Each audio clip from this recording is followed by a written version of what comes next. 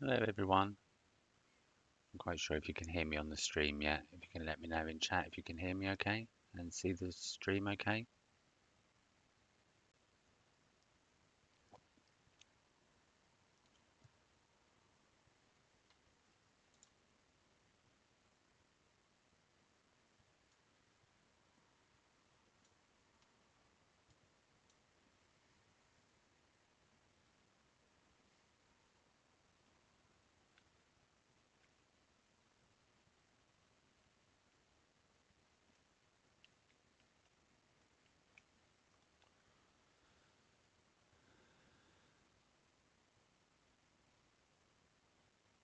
So can everyone hear me okay on the stream? Am I coming through okay?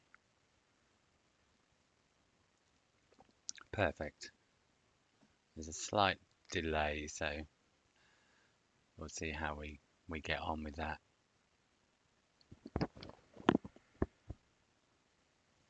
Perfect. So if everyone could click the poster that's to my left, that will give you a folder with a note card, a landmark, and a quiz. So if you just click that, and then we'll get started.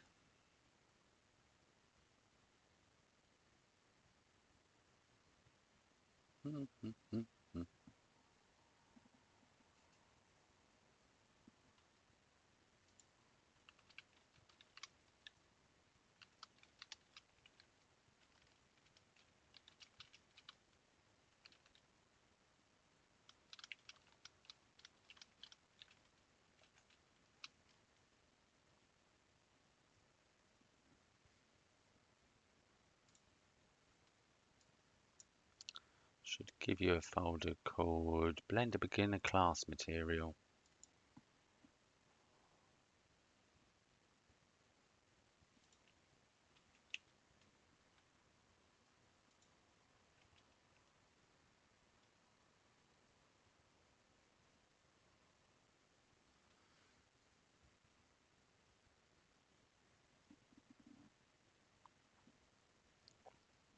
Hope you can't hear me sipping my coffee.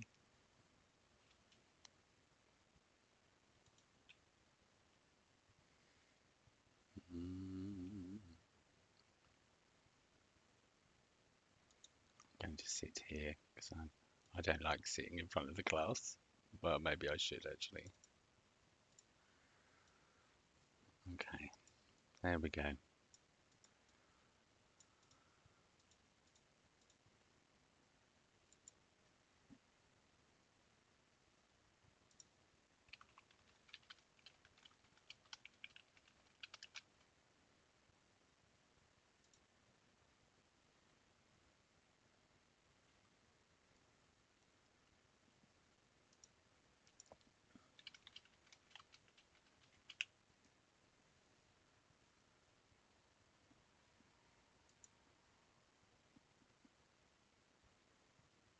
Perfect. Yep, yep,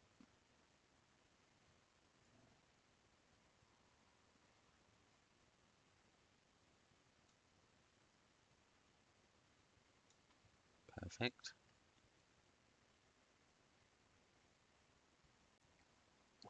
Oh, no one wants to hear that.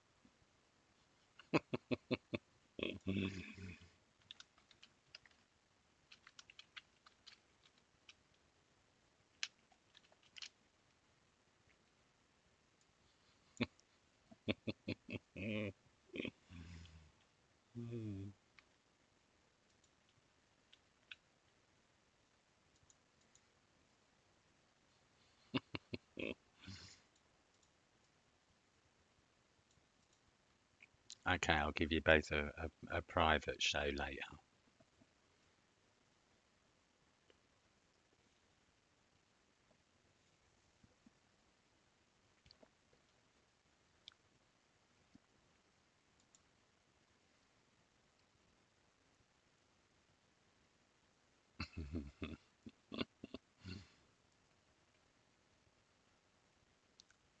Fabulous. Okay, then I'm going to switch over to Blender and get started. Okay, so this is how Blender will open for you when you first start it. Just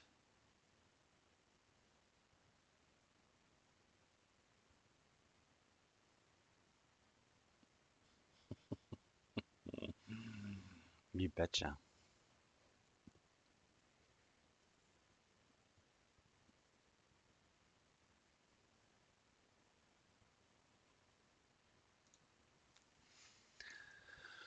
Okay, so what I'm going to do this week is walk you through obviously opening it, navigating, finding your way around, what these panels are, how to use the movement widget to move around, what the icons mean, basically just give you an overview of how to kind of find your way around and get started. We won't be looking at any kind of modeling stuff until next week. So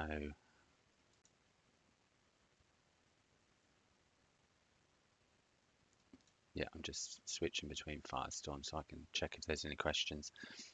Okay, so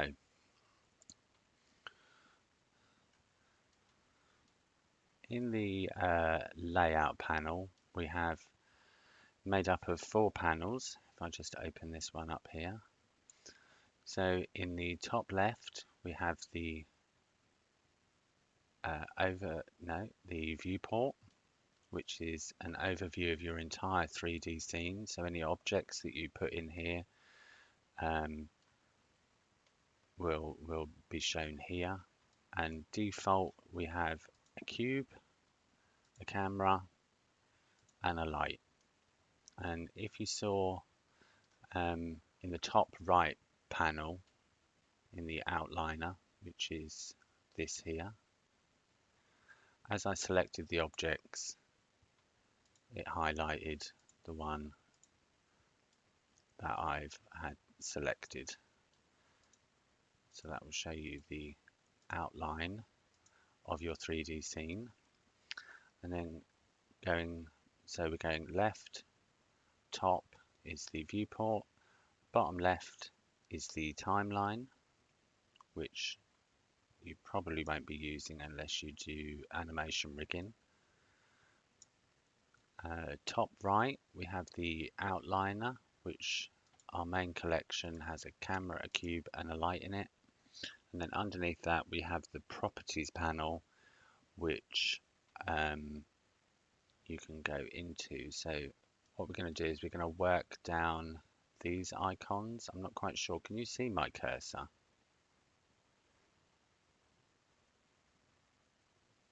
Yeah, 3D viewport or viewport, one or the other. Both work, but I probably should use the official term, which is the 3D viewport.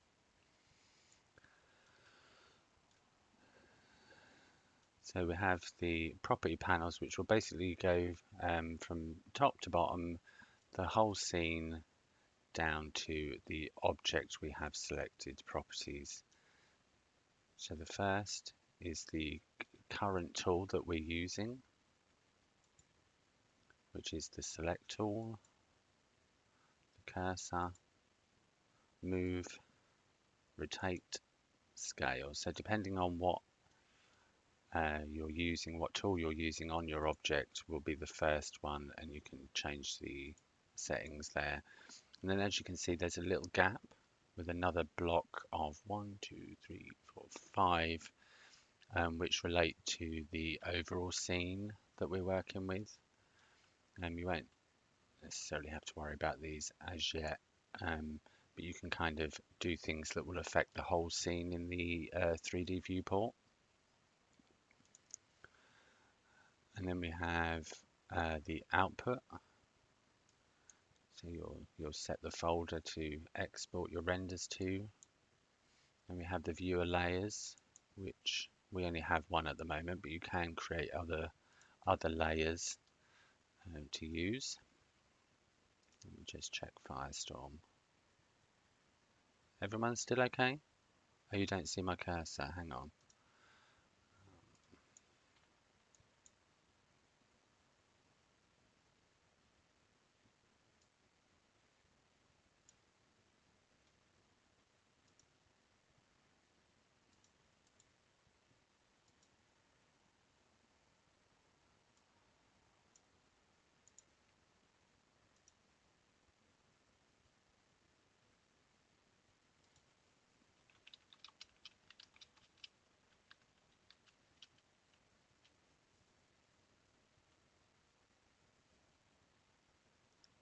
Not sure if you can see my cursor.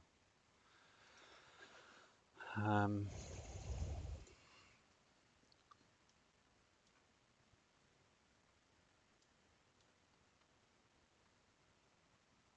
hmm.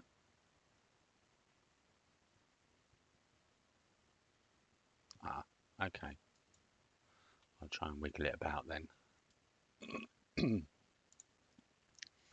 Then we have the scenes that you're working on. I think you can have multiple scenes if you want, and you can switch between them. We have the world, which is the background. As you can see, my background is grey. So if I change that,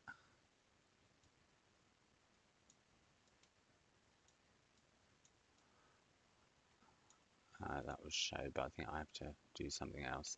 And then you see there's another little gap, and then all of these are the object properties. So as I have the cube selected, these are all the operators that you can do. So it will show the location, the rotation, and the scale of the object, and some other settings. Then we have the modifiers, which we won't look at today. Particles, physics, constraints, and then the vertex groups and shape keys. And then we have the material tab. So this is where you'll see what material is applied to it. And then the last one with another gap is the texture. The reason why it's separate is because this can be assigned to multiple objects, not just the one that you have selected. But again, I'm just kind of showing you an overview of what things are, where they are. So when you get to them, you'll know where these bits are. Okay, so now as you can see, I'm moving closer and further away from my box. I'm using the mouse wheel, but we can also use the zoom icon. So you click it, you move it out like that. So I think I have to, there we go. So we can zoom in using the little icon, the spyglass with the plus in it on the right hand side of the 3D viewport, or you can middle mouse, wheel up, wheel down, move in and out. You can also hold the mouse wheel down to pan, or is it orbit? I can never remember which one it is. To pan round. And if you can see in the top right of my 3D viewport, you can see the widget moving around as I move around the object. You can also do that actually using the widget itself. So you click in it and you move around. If I wanted to look top down on the box, I could press the Z axis in the gizmo.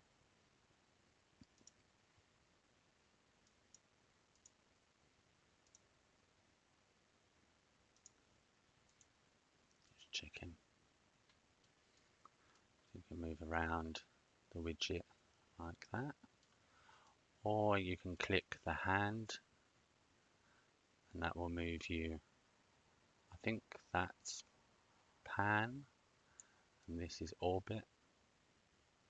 As you can see, because I'm rotating round where my cursor is, you're kind of getting a weird rotation.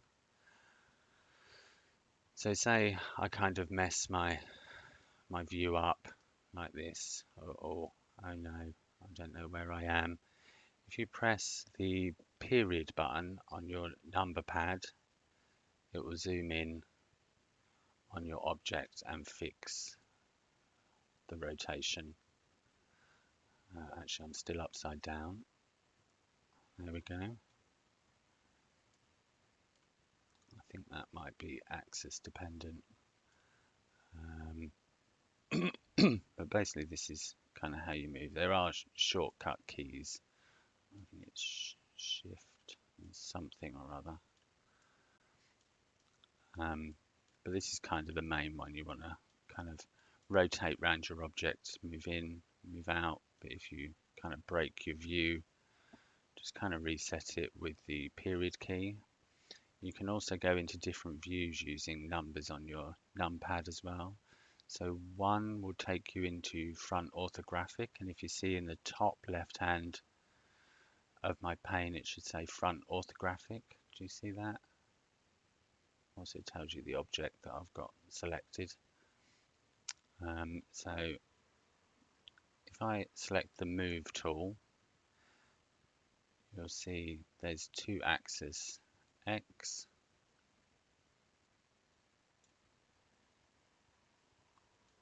and Y. Oh, I think that's Z actually. The red is Z, I think. So you can move along those axes. If you press 3, it'll go into right orthographic. So as you can see, the axes have changed. So the red has disappeared. We can only move in Y and Z.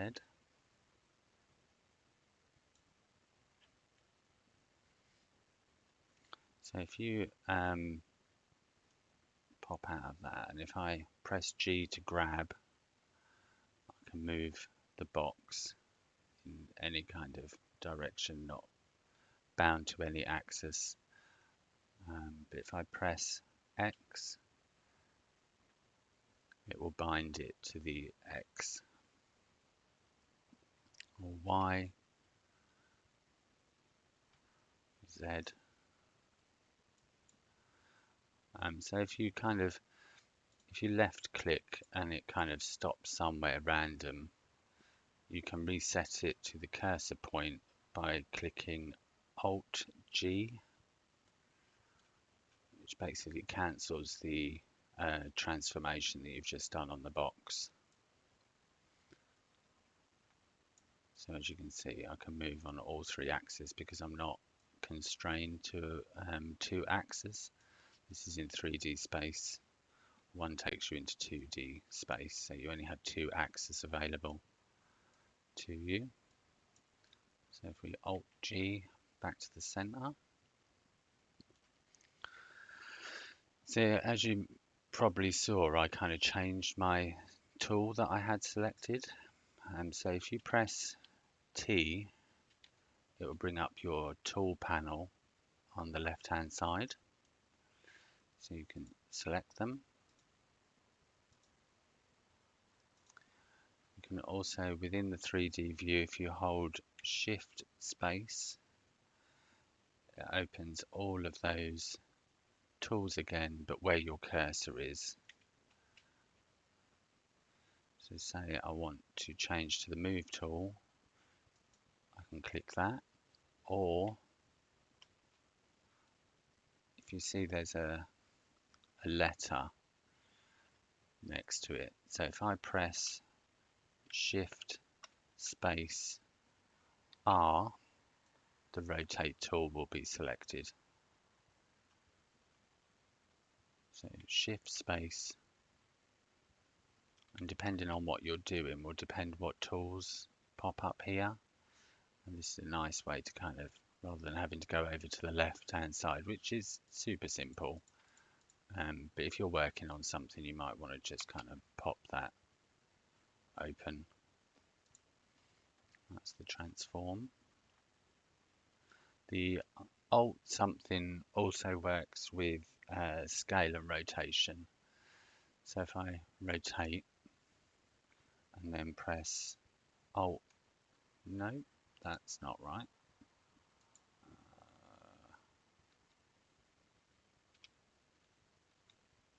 Oh, my keys are bound to something else. Oh, okay.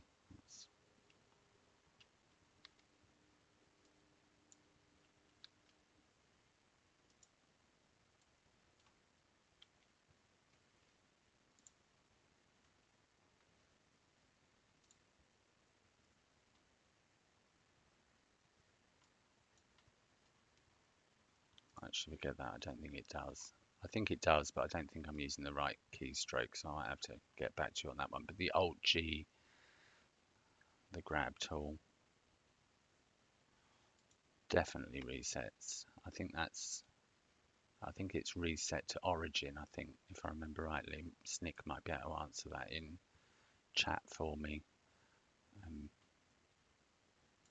I've only actually ever used Alt G because I tend to lose my boxes all over my screen. So just to kind of go back to that, so shift space, so we want the move tool, shift space, rotate, shift space, scale. So I can press, so say I want to make this box bigger, I can press S to scale, then move outwards like that, or I can use the widgets, depending on what axis you select. S scales the object uniformly through all axes at the same time. So if you just want to make it uniformly larger, that's the one you go for.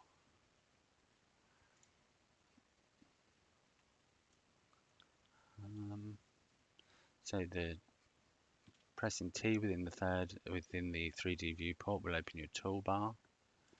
If you press N, that will open your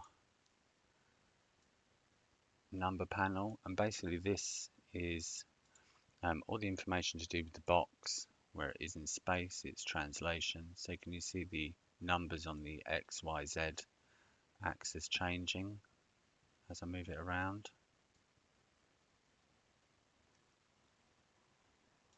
And same with rotation.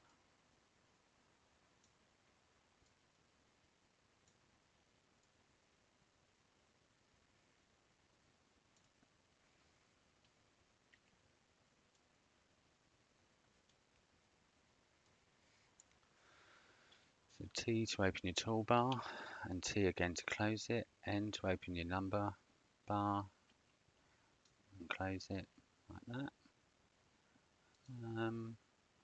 If you want to resize a panel, so say I want to make the 3D viewport smaller so I can see, you just left click on the side of it, like so. Like that. If I want to add a panel, go to the edge of the window you want, right click, vertical split, I think we'll do it that way. Then to close it, right click, join areas, and then if you want to close the right, click like that.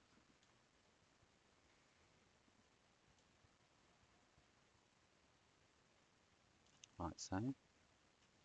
If I want to change the contents of the panel, so say for example I wanted to change the outliner box to a UV editor, you click on the editor type, and then go to UV editor. I'll just set it back. Outliner. There we go. So as we're probably not going to be using this bar, we're just going to close this window. So join areas. So we close that like so. So as you can see, my box is all a little bit skewed. It just doesn't look right. If you're not quite sure how to put it back together, go to File, Defaults,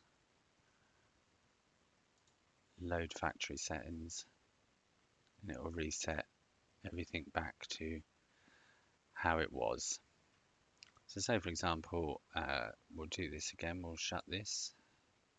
So join areas, close that. Say for example, I don't want a box, I can just delete that, just press delete. And then this 3D cursor is where any new objects will spawn. This here. So you press Alt. No, you don't. Alt A. No, you don't. Um,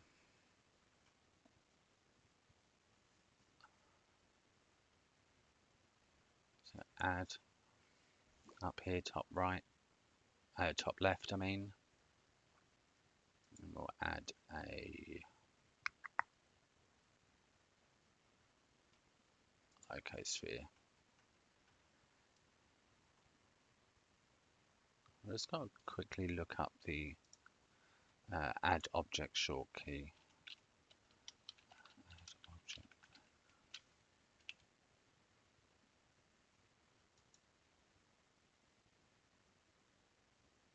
Oh, okay, yeah.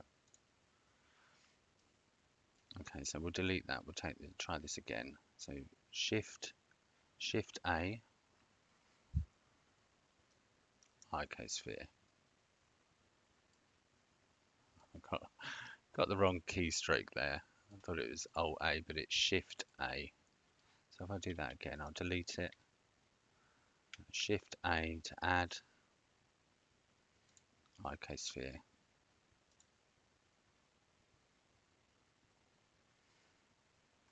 Okay, so that's pretty much all I wanted to cover today. As I said, very, very simple. We'll be moving on to slightly more complicated things. Not overly complicated, but we'll build on these basics as we go along. So basically that's the stream for today. I'm now going to switch over to Firestorm. So if people have got any questions.